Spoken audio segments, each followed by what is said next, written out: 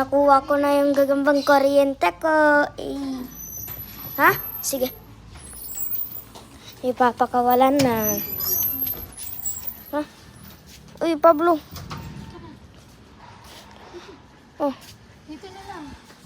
Sige. Pakawalan mo na. Dito lang ako. Bibidyan mo. Binibidyo ko na. Ano yung gagambang kuryente? Leave. Ayaw talaga. Sige. Yan Diyan, siya. sa may ano. Mabigat.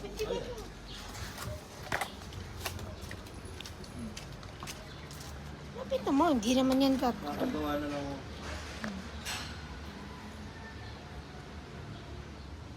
Wala dyan lang siya magbahay. mapasasabi mo. Kasi may mga huli na masyadong lamok dyan, sigurado. Yan siya. Magagawa na siyang ng web. Pablo.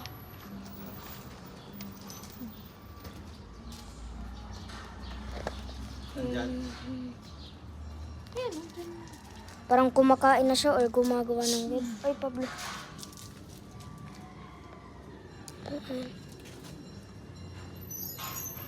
Ayun na. Nagwe-web na siya. Nagawa na ng web yan na pinag-aaralan niya pa kung paano yung gagawin yung bahay. Tinitignan lang kung safe ba. Sa survey muna siya. Ini-video pa, maubos yung ano ng cellphone mo dyan. Storage. Hindi sa YouTube ito. Ilang ka pala yun? Ha? Nabulok nga yun sa Ha? Grabe, ang laki na. Grabe, ang laki. Natanong mo, ang laki na, no? Oo nga. Sana dito na lang siya gumawa ng bahay niya. No? Pag ganun. Maganda nga yan eh. Inisipin, parang may web na dyan eh. Di na siya kaya maggawa ng bahay dyan, may web na dyan eh. At meron gagamba na.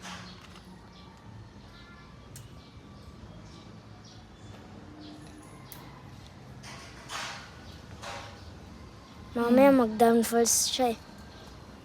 Ano kaya pag dito mo ginawa yung garahe? Papantayin dito. Balagpag mo pag ano eh, no? Mahirap magulong, no? Kinuha na natin, di ba? Tatasan. Ano na? Tatasan mo ba? Para pumunta. Hindi, sabihin pag balagbag na gano'n, kailangan tibag to, no? Hindi, dito sa titibok yun.